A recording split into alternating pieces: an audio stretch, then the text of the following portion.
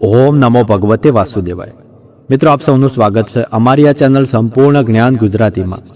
મિત્રો, આજના વિડીયોમાં હું તમારી સાથે અક્ષય તૃતીયા, જેને આપણે અખાત્રીજ કહીએ છીએ, તેના વિશે વાત કરવાનો છું।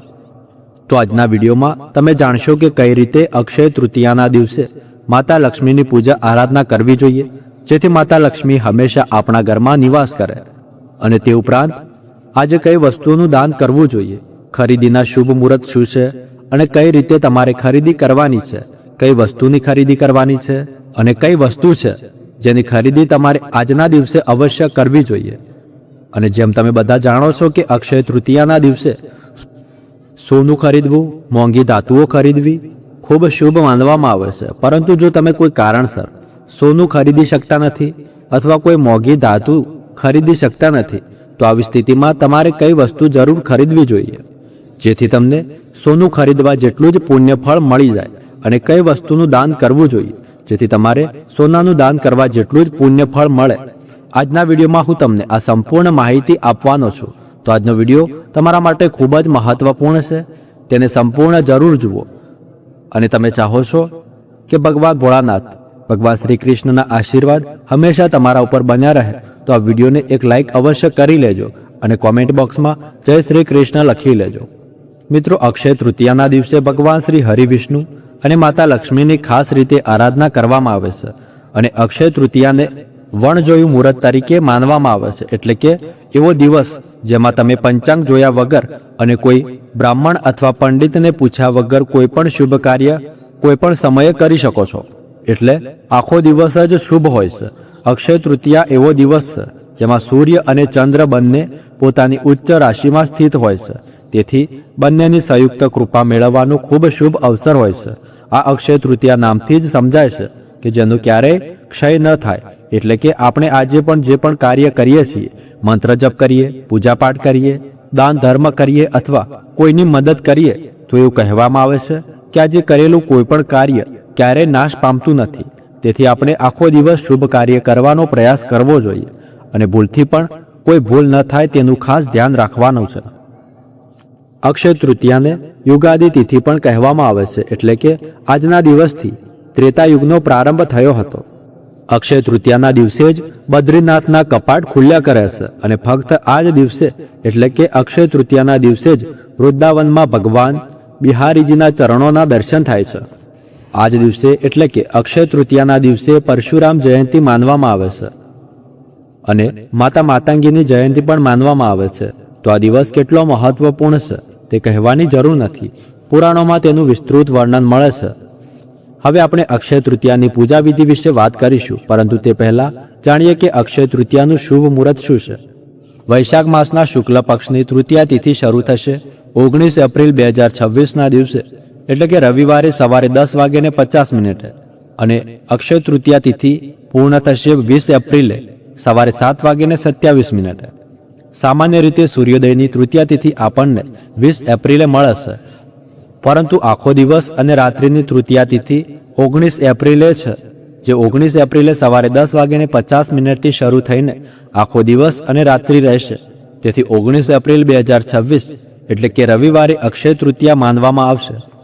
19 એપ્રિલે સૂર્યોદયનો સમય સવારે 5:52 હશે અને સૂર્યાસ્તનો સમય સાંજે 6:50 હશે। બ્રહ્મ મુહૂર્ત સવારે 4 વાગ્યેથી 4:50 સુધી રહેશે અને અભિજીત મુહૂર્ત સવારે 11:54થી બપોરે 12:48 સુધી રહેશે। તમે કોઈ પણ શુભ કાર્ય અભિજીત મુહૂર્તમાં કરી શકો છો। રાહુકાળ સાંજે 5:52થી 6:48 સુધી રહેશે અને રાહુકાળમાં કોઈ પણ શુભ કાર્ય શરૂ ન કરવું જોઈએ, પરંતુ જો તમે પહેલાથી કરતા આવ્યા છો તો ચાલુ રાખી શકો છો। 19 એપ્રિલે અક્ષય તૃતીયાના દિવસે એક ખૂબ જ શુભ સંયોગ મળશે, ત્રિપુષ્કર યોગનો, જે સવારે 7:10થી શરૂ થશે અને તેનું સમાપન સવારે 10:50 થશે। એટલે સવારે 7:10થી 10:50 સુધી ત્રિપુષ્કર યોગ રહેશે અને શાસ્ત્રો મુજબ આ યોગમાં કરાયેલું દરેક કાર્ય, જેમ કે ખરીદી, પૂજાપાઠ, મંત્ર જપ અથવા દાન ધર્મ, તેનું ફળ 3 ગણું મળે છે। એટલે આ ખૂબ શુભ યોગ છે, તેનો લાભ લેવો જ જોઈએ। હવે અક્ષય તૃતીયાના દિવસે પૂજા માટેના શુભ મુહૂર્ત વિશે વાત કરીએ। તો આ દિવસે માતા લક્ષ્મી, ભગવાન શ્રી હરિ વિષ્ણુ, ભગવાન શિવ અને માતા પાર્વતીની પૂજા કરવામાં આવે છે. અને અક્ષય તૃતીયા અજુબ મુહૂર્ત હોય છે, એટલે કે વણજોયું મુહૂર્ત હોય છે. એટલે આખા દિવસે કોઈ પણ સમયે પૂજા પાઠ કરી શકાય છે અને દાન ધર્મ પણ કરી શકાય છે. પરંતુ છતાં પણ કેટલાક ખાસ મુહૂર્ત હોય છે જેમાં આપણે પૂજા કરીએ છીએ. તો અક્ષય તૃતીયા પર પૂજા કરવાનું સૌથી શુભ મુહૂર્ત સવારે 10:50 થી બપોરે 12:20 સુધી રહેશે. આ સમયગાળામાં તમે માતા લક્ષ્મીની પૂજા કરી શકો છો. કળશની સ્થાપના કરીને આપણે પૂજા કરીએ છીએ, એટલે કે જ્યારે પણ આપણે અક્ષય તૃતીયાના દિવસે માતા લક્ષ્મીની પૂજા કરીએ છીએ ત્યારે ખાસ કરીને કળશની સ્થાપના કરીએ છીએ. શ્રી કળશ પાસે અખંડ દીવો પ્રગટાવીએ છીએ અને પછી વિધિપૂર્વક શ્રી હરિ વિષ્ણુ અને માતા લક્ષ્મીની સંયુક્ત રીતે પૂજા કરીએ છીએ, જેથી આપણા ઘરમાં હંમેશા સમૃદ્ધિ બની રહે, કોઈ પણ પ્રકારની કમી ન રહે. તો આ શુભ મુહૂર્તમાં તમે પૂજા પાઠ કરી શકો છો. આ ઉપરાંત 19 એપ્રિલની સાંજે પણ પ્રદોષકાળમાં તમે પૂજા કરી શકો છો.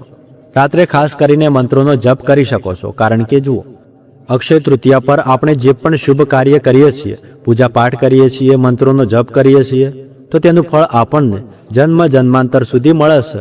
એટલે કે ક્યારેય સમાપ્ત થતું નથી. અક્ષય પુણ્ય ફળોની પ્રાપ્તિ થાય છે. તો રાત્રે જેટલું શક્ય હોય તેટલું ભગવાન શ્રી હરિ વિષ્ણુ અને માતા લક્ષ્મીના મંત્રોનો જપ કરો. માતા લક્ષ્મીને પ્રાર્થના કરો કે તમારા ઘરમાં સમૃદ્ધિના સ્વરૂપમાં, સકારાત્મક ઉર્જાના સ્વરૂપમાં અને આરોગ્યના સ્વરૂપમાં, સદભાગ્યના સ્વરૂપમાં હંમેશા નિવાસ કરે. હવે જાણીએ સોનું ખરીદવાનું શુભ મુહૂર્ત શું છે. તો જુઓ, 19 એપ્રિલના સવારે 10:50 થી 20 એપ્રિલના સવારે 5:51 સુધી તમે કોઈ પણ ખરીદી કરી શકો છો. સોનું ખરીદવું હોય, પ્રોપર્ટી લેવી હોય અથવા ક્યાંક રોકાણ કરવું હોય તો આ કાર્ય તમે આ શુભ મુહૂર્તમાં કરી શકો છો. ફક્ત રાહુકાળનું ધ્યાન રાખવું. રાહુકાળમાં કોઈ પણ ખરીદી અથવા કોઈ પણ શુભ કાર્ય શરૂ ન કરવું જોઈએ. તો આ વાતનું ખાસ ધ્યાન રાખવાનું છે. સારું, જે લોકો સોનું ખરીદી શકતા નથી, કોઈ પણ મોંઘી ધાતુ ખરીદી શકતા નથી, તો આવી સ્થિતિમાં જો તમે જવ ખરીદો છો અથવા ચણાની દાળ ખરીદો છો અથવા હળદર ખરીદો છો તો તેને સોનાની સમાન માનવામાં આવે છે. એટલે કે તે સોનું ખરીદવા જેટલું જ શુભ માનવામાં આવે છે. આ સિવાય પિત્તળ એટલે કે પિત્તળની કોઈ વસ્તુ, જેમ કે પિત્તળનું કોઈ વાસણ તમે ખરીદી શકો છો.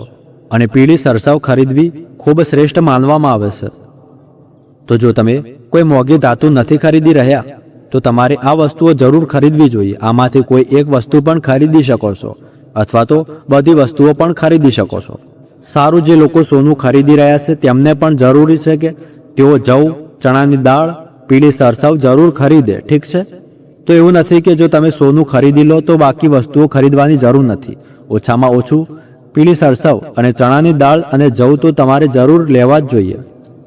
અને હળદર પણ જરૂર લેવી જોઈએ. તેનાથી ઘરમાં શુભતા આવે છે અને શુભતા ખૂબ જરૂરી છે.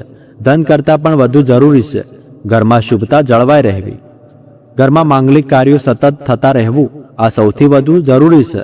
કારણ કે ઘણા લોકોને તમે જોયા હશે, તેમના પાસે ધન છે, કોઈ વસ્તુની કમી નથી, પરંતુ ઘરમાં કોઈ શુભ કાર્ય થઈ શકતું નથી.